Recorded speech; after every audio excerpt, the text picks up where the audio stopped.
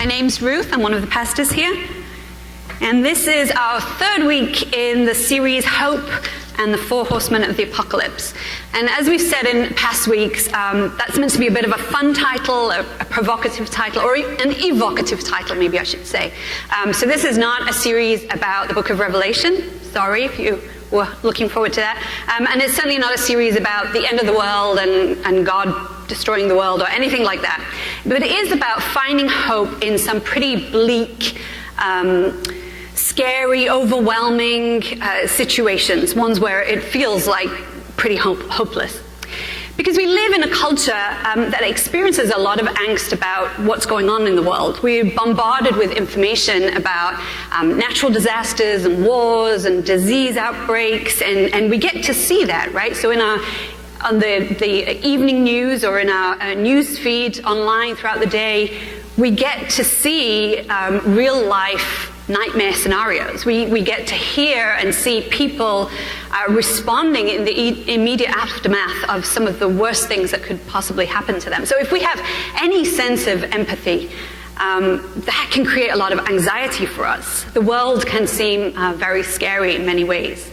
And those fears are often reflected in popular culture. So we have lots of books and movies about various doomsday scenarios. I don't mean the ones with the aliens or monkeys taking over the planet, but you know, those ones where there's some outbreak of a disease that takes out a large swathe of the population, or there's some kind of a crop blight, or there's nuclear war, or there's, you know, all those kind of situations which hopefully they're extremely unlikely, but they're not totally impossible, and it makes for exciting stories. I kind of like those books and movies where the odds are stacked against the human race, and it's just down to those few people with their bravery and their skill and maybe some clever plot twists, and they pull humanity back from the brink to save us from annihilation. That makes for good books and good movies. But what I really don't like, I know a lot of people do, but I don't like, are post-apocalyptic books and movies. My husband likes them, so I've seen a whole bunch of them. But for me, they're really kind of depressing. Occasionally there's a good one, and I think, oh, that was kind of clever. But often I find they're just really depressing because they seem so hopeless. I'm kind of a fix-it person. So, I see a situation and think, okay, we've got to come up with a plan, get the resources together, and go fix this problem. Whereas post-apocalyptic scenarios tend to be hopelessly unfixable because you can't reverse the apocalypse. I read a lot with my youngest son at night. He likes to have a story read to him, and we've read hundreds of books, all different genres.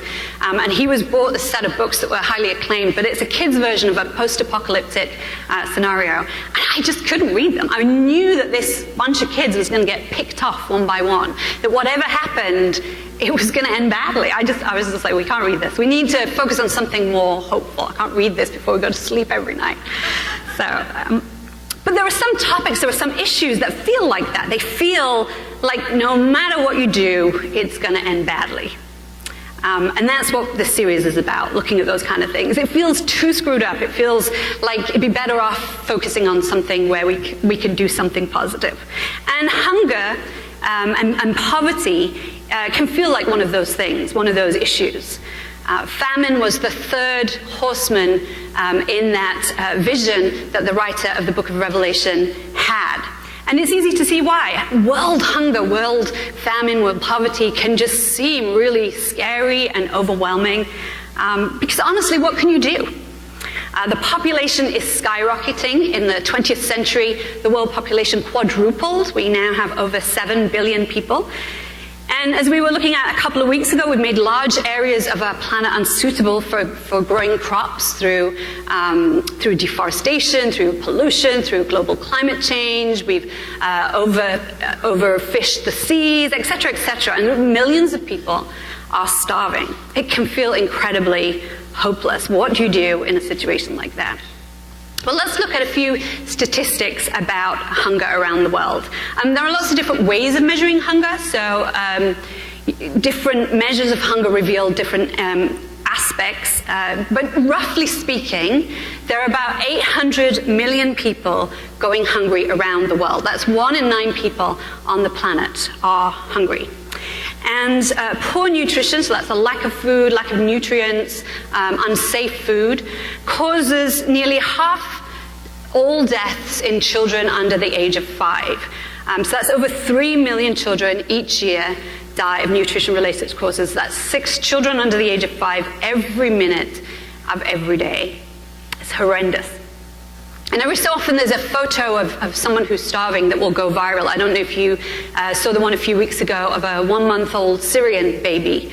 I'm not going to show it. I'm not going to show any photos of people starving. Personally, I find those photos kind of dehumanizing. But we've all seen them, right? And they're horrendous. And you see them and you're affected for a moment. And maybe we do something. Maybe we make a donation or something. Most of the time we don't. We just kind of have to look away because it's overwhelming. Because even if you can save that one baby, there's still another 8,500 children under the age of 5 that will die that day of malnutrition, and the next day, and the next day. It just seems too much. So we look away. And I think it's somewhat easier to look away when the people that are hungry and starving are different to us. They're far away. They don't look like us. They don't have a lifestyle that's like ours. Because we can't take care of the world, right? That has to be someone else's problem. But then we think about hunger in America, in our own communities. 1 in 8 Americans, that's over 56 million people, went hungry for some or all of last year. I want us to listen for just a couple of minutes to one family's experience with hunger in America. So we'll just watch that.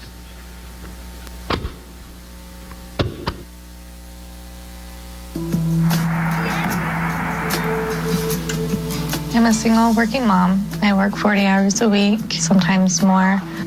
I'm raising 2 girls, Ashley, who's 8, and Elizabeth, who's 5, which is a big burden with daycare expenses and that with working all the time. I'm hungry when it's bedtime, but I never ask because I always know we need food for the next day. Yeah, I'm hungry, Love. A ton. This year's been the most difficult year for us. I took the car in to find out that's $500. Okay, how do I pay for that? And put food on the table. At the end of the month, what's left for food is between $50 to $100. I mean, it gets really tough. You know, being a parent now myself, knowing the expectations and the dreams you have for your kids, knowing that you don't want them where you're at. Food insecurity is not knowing how long what you have in the cupboard is going to last, if you're going to have enough in the next paycheck to get the next 2 weeks worth until the next paycheck comes. There has been times where here's a bag of popcorn that you guys two can split. Oh, wait, we're still hungry. We ate dinner. We had popcorn for dinner, kids. When it comes to food, I take care of Beth. I'm more like a mother. At school, sometimes she's like dragging herself because she's hungry. All right, girls, dinner's ready. Oh, I'm gonna be first. One thing I love is salad, but we never have enough money for it. I do worry about whether or not they are eating healthy enough. They probably should get more fruits and vegetables. Busy day today. Get your coat. I think people don't realize how many people do struggle because it doesn't look like the typical place you would expect people to be struggling in. It took me a year to go to Missions for All Nations food pantry. I was already charging groceries to the credit card. In order to get out of this vicious cycle, there has to be something. Let's see if we can get to a better place. Okay, here's a form for you. If you could just fill out the front side. Just have to swallow your pride to walk through those doors to admit in some ways you have failed. Jennifer? I can't believe I'm here, that I'm in this situation. It feels sad because we don't get the food we want, but happy because we at least get some food. I work, I'm making decent money, but if it's not one thing, it's another.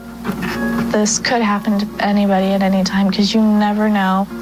You have one thing on top of another, till it just seems to spiral out of control and then you're in need. Free time's a lot of volunteering here and there. for help and assistance, because then I don't feel like I'm abusing it. Helping out not only helps the other people, but it also does help us with being able to take home those food packages when we need them. Do volunteer other places too to help make ends meet.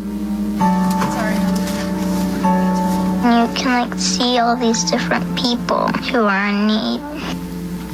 I feel sad for them, but I also feel happy that they can at least get some food, some comfort. As long as we have enough, I'm happy. That's all you really need. Baby.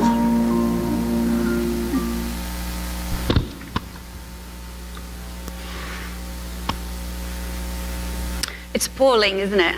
That a hard-working mom can't put enough food on the table.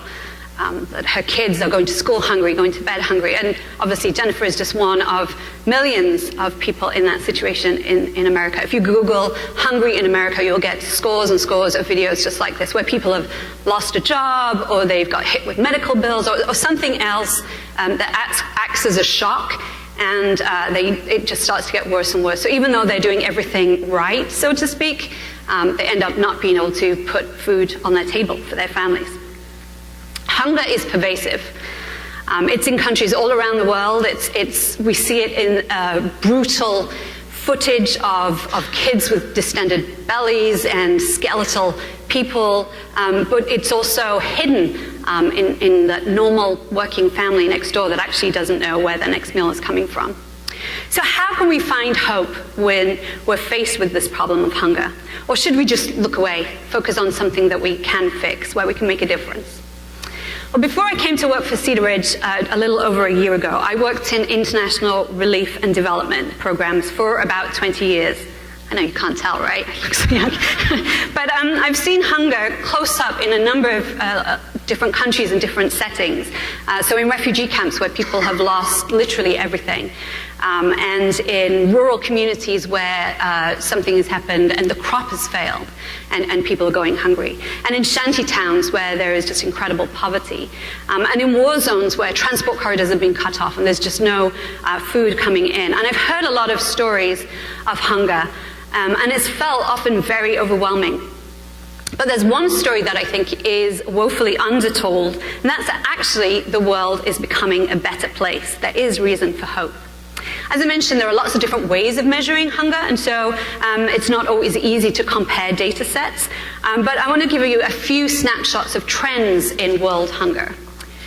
So the first one, I'm sorry, it's kind of small, it's hard to read, but the different colors represent different ways of measuring hunger. This is called the Global Hunger Index, and it measures hunger for 119 countries around the world. So it doesn't measure the very wealthiest, most developed countries, and it doesn't measure for 13 countries for which there is insufficient data available, and that includes some of the worst, like Syria and Sudan. But 119 countries is still pretty comprehensive. And the results here are shown in 8-year intervals from 1992 down to the present day. And you can see that in every region and using every different measure of hunger, hunger has fallen over that time period. In the next slide, we can see the number of people who are hungry. That's the orange line at the top. That has fallen over the last 25 years from over 1 billion to a little under 800 million today. Obviously, 800 million is still an incredible number of people. We have a long way to go. But it has decreased. And remember, in that time period, the population has grown substantially, enormously. So underneath that gray line, that shows the percentage of the world's population that are going hungry. And that, you can see, has almost halved from round about 24% down to about 12%. So nearly halved. Which is great news, it's hopeful news. In fact, it's so hopeful that in 2015, the United Nations General Assembly said, look, we can do this. We can eradicate hunger. We already produce enough food to feed everyone on the planet right now. So if as a global community we prioritize this and we put resources behind it, we can eradicate hunger. And so the goal was set to get to zero hunger by the year 2030. That was the second of 17 global development goals. And you can see that the first one is no poverty. zero poverty. Again, that sounds very kind of, there'll always be poverty, right? Sounds kind of overly optimistic. But again, if you look at the data, it is not that impossible. So on the next graph, we can see this is the poverty rate in Africa using World Bank statistics. Now, the axes cross at 35%, so it's not, it looks like we're almost at zero. Obviously, we're not. 35% still, 35% of the population of Africa in poverty is terrible. But you look at the trend, and the trend is really encouraging. It's a great reduction. So what has led to these falling numbers of poor and hungry people in the world? Well, one factor is international aid, which if you're a taxpayer, you contribute towards. I know we have a number of people here who work in international relief and development, so you can't answer this, but does anyone want to guess, if you don't work in that sector, what percentage of our taxes, we looked last week at percentage of taxes going to military, and that was a high number. Does anyone want to guess what percentage of your taxes that you pay go to international development, or relief and development? 5%? Actually, it's less than 1%. So 1.3% goes to everything international. That's diplomacy, humanitarian development, etc. But less than 1% goes to development and relief efforts. So it's not a lot of money. International aid can do some amazing things. It brings water and food and electricity and basic health and education services to some people that would never receive it. I'm a big believer in international development and international aid. As I said, I worked in it for 20 years, and we have a lot of people in our community who are still active in that sector, and they can tell you, and I can tell you, lots of stories of why this is a really essential thing that we do with our income. We're not very much of our income, but it really has a key role. It's worth supporting. But aid, though, is a relatively small factor in helping countries to escape poverty. It's an essential part, but it's not the biggest factor. The fall in the prevalence of hunger and poverty is due to a complex mix of different factors, such as the process of industrialization and economic development in a number of countries, particularly in Asia. That's led to a huge decrease in hunger and poverty. Science and technology innovations in food production and food storage have been huge. The cessation of war and hostilities in some areas has led to people being able to recreate a life for themselves and be able to create income, and so on. So lots of different reasons. So we have another slide here. This is called the Commitment to Development Index. This is measured by a group called the Center for Global Development, which is an independent research group based here in DC.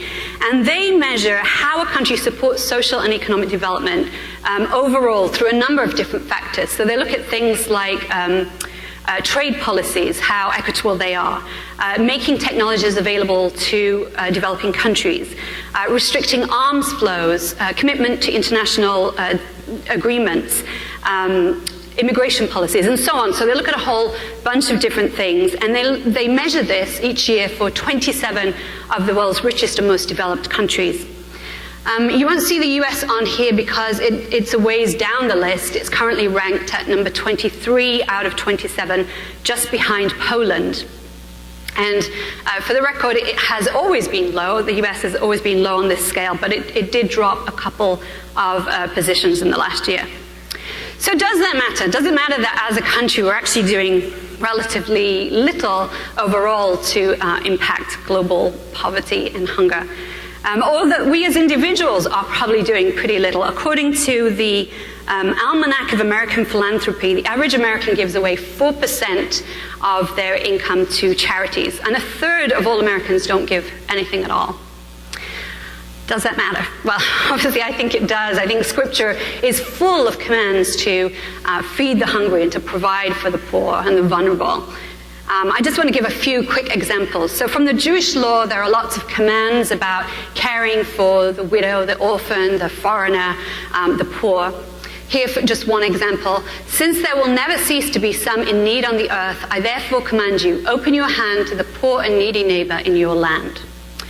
In the wisdom literature, there's lots of sayings about how if you care for the poor, life will go well for you, and if you don't, it will go badly. Just one example. Those who give to the poor will lack nothing, but those who close their eyes to them will receive many curses. The prophets, of course, were constantly telling the people that they needed to care for the poor, for the hungry, for the vulnerable, and warning them of dire punishments if they didn't change their ways and start acting with justice and mercy. And they contrasted true worship of God, caring for the poor, being just, being merciful, with vain, empty religion. So just one brief example here. This is describing a former king. He defended the cause of the poor and the needy, and so all went well with him. Is that not what it means to know me, declares the Lord? That's what true worship is. And then in the Gospels, Jesus repeatedly aligns himself with the poor, the outcast, the marginalized, the vulnerable in society, and told a number of stories about the importance of caring for the poor, how that was what the kingdom of God was all about. So just a brief one from Matthew 25. Then the king will say to those on his right, "Come, you who are blessed by my Father, take your inheritance, the kingdom prepared for you since the creation of the world. For I was hungry, and you gave me something to eat. I was thirsty, and you gave me something to drink. I was a stranger, and you invited me in. I needed clothes, and you clothed me. I was sick, and you looked after me. I was in prison, and you came to visit me." I should mention there are questions for each week in this series. There are questions outside, and we do look at quite a bit more at that passage in the questions, which you can go through on your own or in groups. But again, Jesus saying this is what it's all about. It's about caring for the poor. And then the letters to the early church communities again had this theme repeated throughout. So again, just one quick verse.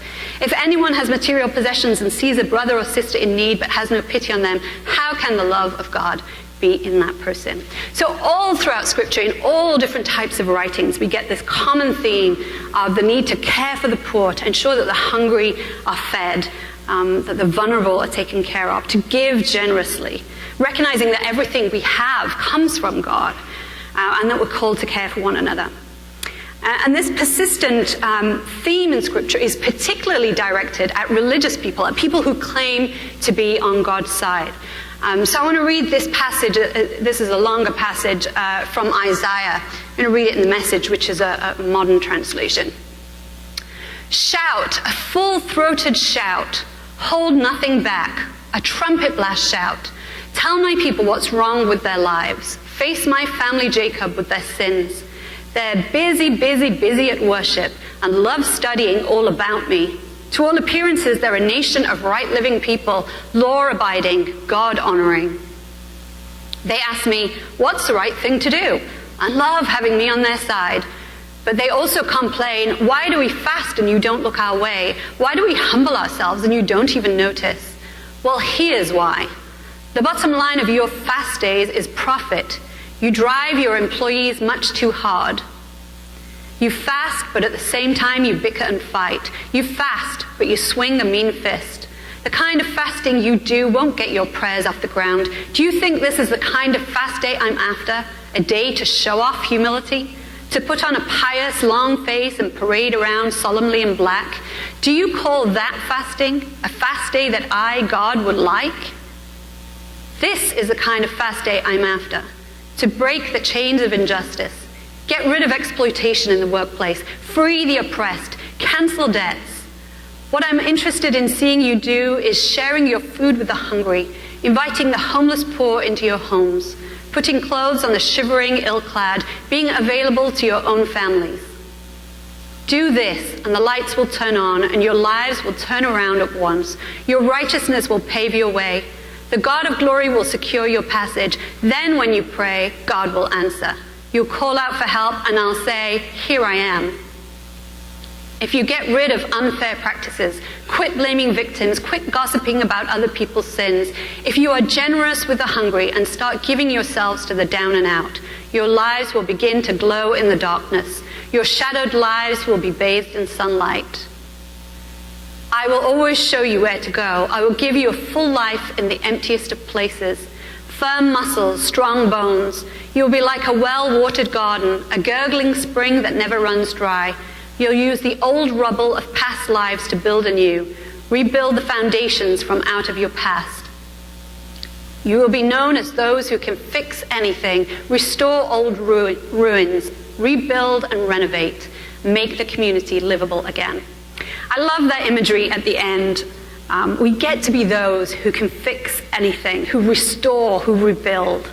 Hunger and poverty are not apocalyptic issues where it's just going to get worse and worse and worse and there's really nothing you can do. It's not.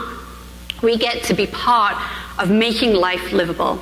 We get to join in the godly work of rebuilding and restoring. This is hopeful work. This is productive, meaningful work. The prophet Micah summed it up this way. He has shown you, O mortal, what is good. And what does the Lord require of you? To act justly, and to love mercy, and to walk humbly with your God.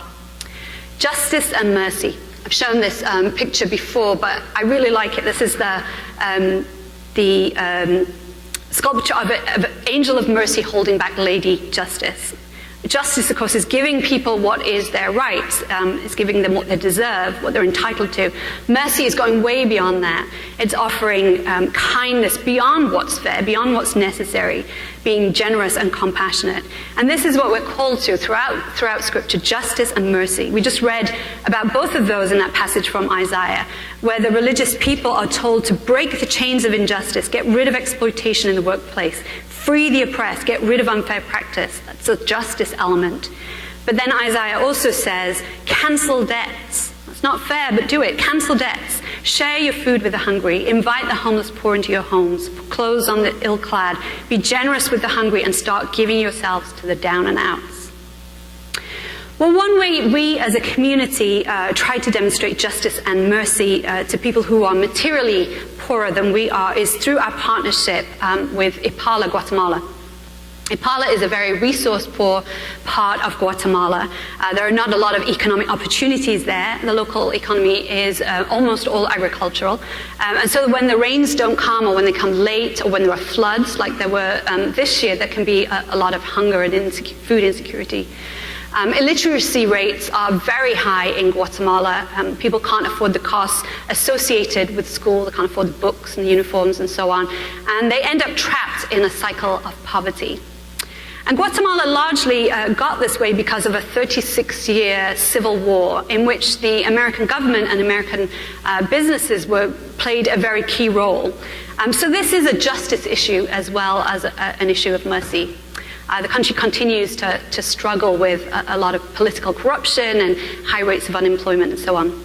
So we've been working with the people in Ipala and the people who are originally from Ipala that now live in Maryland for about 8 or 9 years.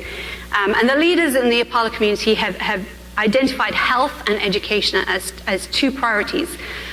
So in response, we have provided support to the purchase of smokeless stoves. Many of you, I know, have contributed towards those. That helps with respiratory health issues. Contributed as a church community, we contributed to the construction of homes and improvements to homes, to medicines and nutritional supplements, and to scholarships for low-income middle and high school students, and to school construction projects. And every year, as I'm sure many of you know, a group of us goes down to Guatemala to spend time with the people there, and the Stryker family went there this summer. And so I'd like to invite them up to come and tell us a little bit about their time there. So let me grab a microphone for you. So Rebecca, let's start with you. Could you tell us a little bit, do you need this? Sure. Could you tell us a little bit about some of the things that you saw while you were down there? Yeah. Well, first of all, good morning.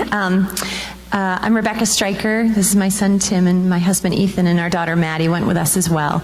We were really just so privileged to go to Ipala with the Cedar Ridge team this past summer. And we had a great time. We were there really getting to know the Ipalan people. They were just so wonderful, so welcoming, so loving, and it was wonderful. And it was great to get to know the people in our own church who went too, and we just had fun. You know, we had a great time going. And we did lots of things. Tim's going to tell you a few of the things that we did. But although it was so much fun, it was really eye-opening as well. For me, it was very educational, almost more than anything else, because it really opened my eyes to what their living situation is like there now, and opened my eyes to see, wow, this is what Cedar Ridge is doing to help and to partner with the people there.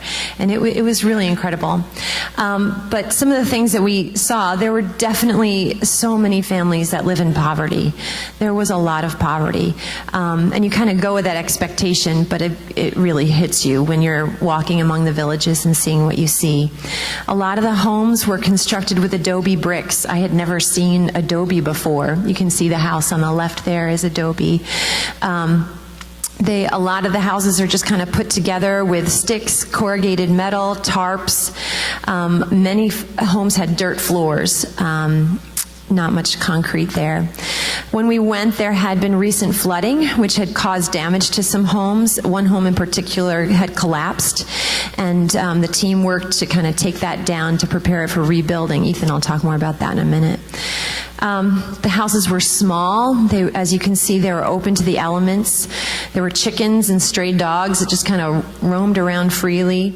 And there was corn. There was maize everywhere. If there was an empty square foot, there was maize growing there.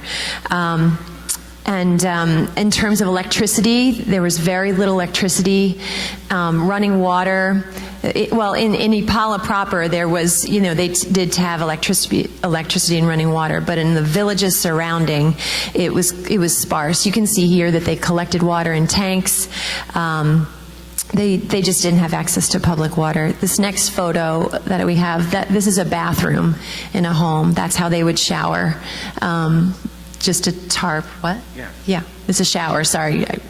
Not like a toilet, like a shower. And this is where they would clean themselves, and it's just completely open.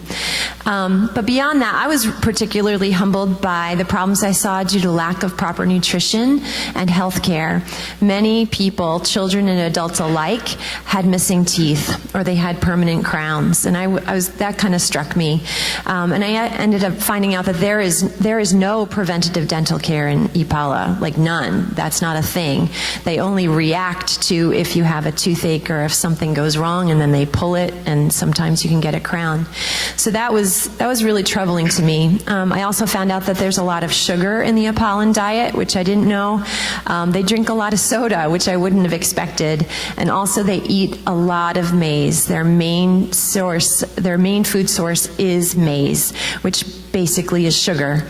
So that has lots of effects dietarily. And even though they don't look like it, a lot of the people are malnourished. Because they're eating so much maize, they really don't have a well-rounded diet. It was rare to go to a village home and see anything else being grown besides corn. And at one point we met with a local doctor who had done some research on malnutrition in babies, and her results indicated that many of the children did have low iron and hemoglobin levels, and that could be really dangerous for their development as well. Thank you. So Tim, can you tell us a little bit about what you did while you were there to address maybe some of the issues that Rebecca was talking about, your mom was talking about? So some of the things we did in Guatemala, we delivered the smokeless stoves to the houses that were, they needed it, they had no, air ventilation or anything. We also passed out some medication and vitamins to the elderly at a home. See over there. So those vitamins were supposed to last them for the year, just to help their health. We also served in the soup kitchen, and so some people helped make a dinner, and some people helped pass out, as you can see over there. We also handed out some toothbrushes and t-shirts at a pool party that we hosted to the little boys and girls. We visited some schools and a computer lab that we helped support, and just visited them and had fun with them. And we also helped tear down an adobe house that my mom was talking about, and we just cleared it off and tried to get it ready for the rebuild. And yeah, you can see over there. that's people just moving the Adobe brick and other things. Okay. So Ethan, how much of this is creating dependency, and how much are we empowering people to actually act in their own interests? Yeah, so one thing that a bunch of things that I learned down there were how these efforts, how we help give, really do help in the long term. So you mentioned earlier the scholarship. So there's 60 students, middle school and high school, that we sponsor, and that helps in the long term because these kids are getting an education that's helping to bring resources back to their family.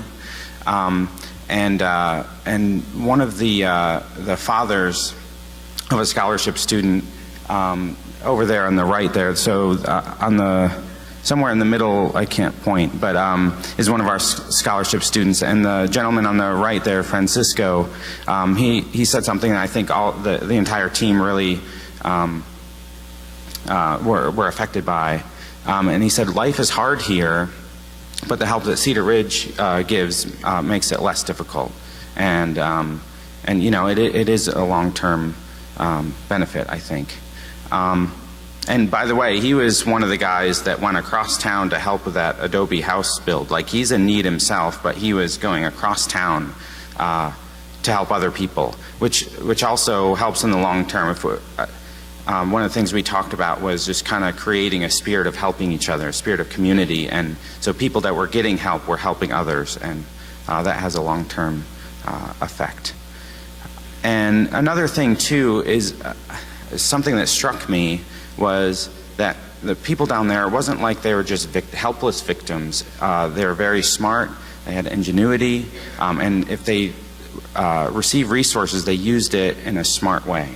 And I think the next picture, yeah, the lady there on the left, Heidi, purchased a diesel corn grinder that instead of having to bring your corn into town to have it ground so you could make tortillas, she had her own grinder out in the villages that people would bring it to. So it was less distance for people, and for her, it was a way to support her family. And by the way, she was also supporting 2 kids, you know, of an extended family whose parents, you know, tragically passed away.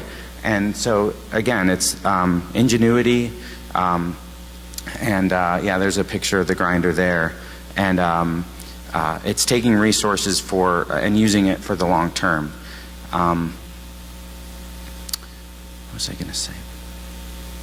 Oh, right. And in fact, in that first house that we saw, they brought a little hand grinder, you know, and they had, you know, there's a little Adobe house, stick built, and they said, you know, if we buy this, it's a little bit extra money up front, but it's less in the long run. So again, they're just really smart people. And I think the nutrition, the area of nutrition is kind of like what we're exploring next as a group here and down there. And you know, helping the nutrition, especially of young babies, and their development, I think will have a huge, long, lasting effects. Great, thank you so much. Let's give them a round of applause.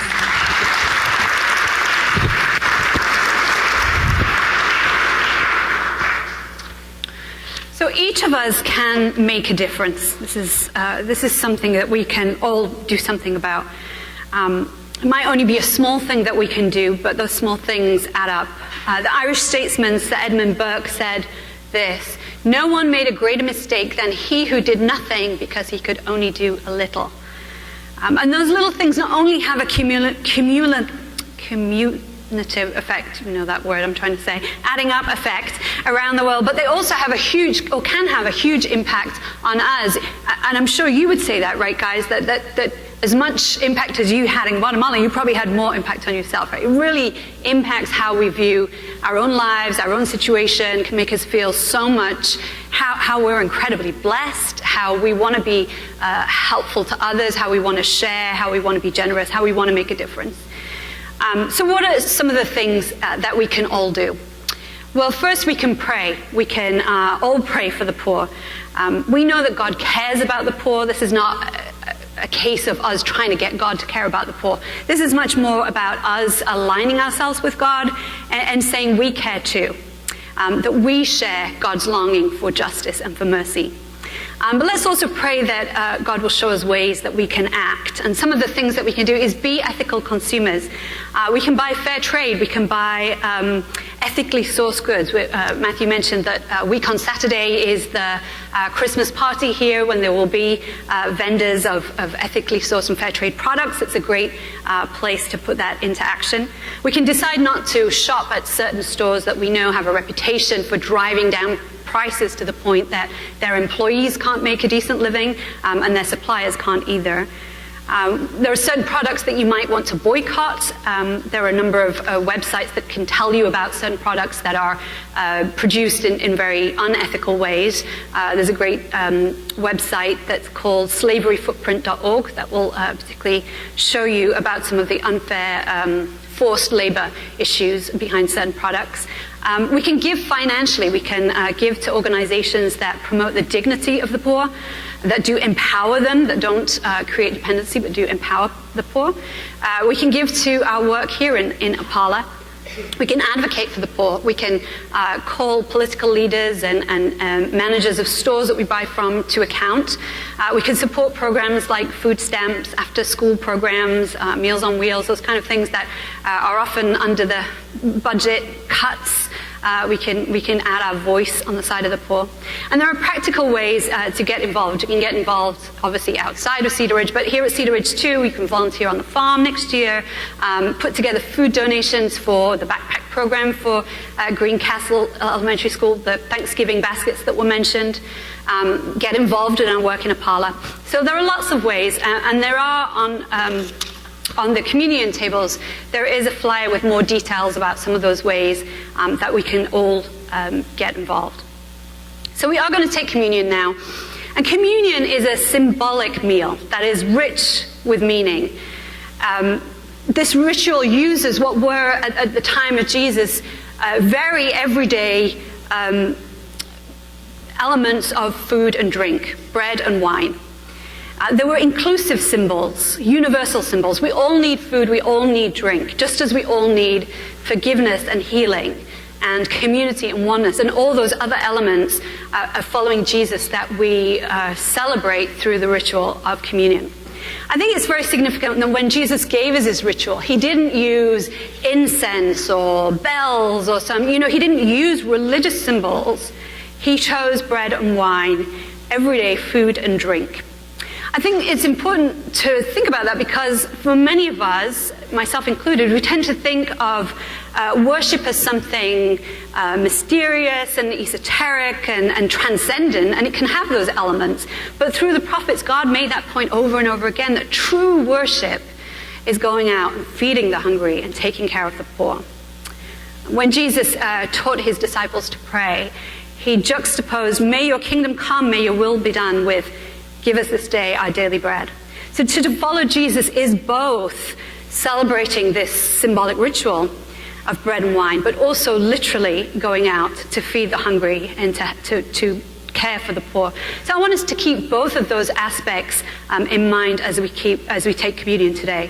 And that's why I've put the handouts deliberately on the communion tables rather than at another side table, because the two things go together. It is the connection between that internal worship of the communion ritual and the outward worship through our lives that we're called in how we use our money, our time, our voice. Also during this time of communion, you can make a financial gift. You can write out prayers and put them in the frames at the side, or you can pray with someone at the back. So let's pray together now. Dear God, we thank you for feeding us. We so often take for granted things like food and shelter and clothing and all the incredible material blessings that you have given to us that we just do take for granted. We do want to thank you for those. I pray that you would give us grateful hearts, that we would recognize how incredibly blessed we are. I also pray that you would give us soft hearts, that we wouldn't harden our hearts to the poor and to the hungry, that you would help us to be compassionate, to be moved, to see and to care and to act. I thank you that you invite us to partner with you in making the world a better place. I pray that you'd grant us the wisdom to know what to do and how to worship you, not just with our lips, but with the whole of our lives in every aspect of the way we live. Amen.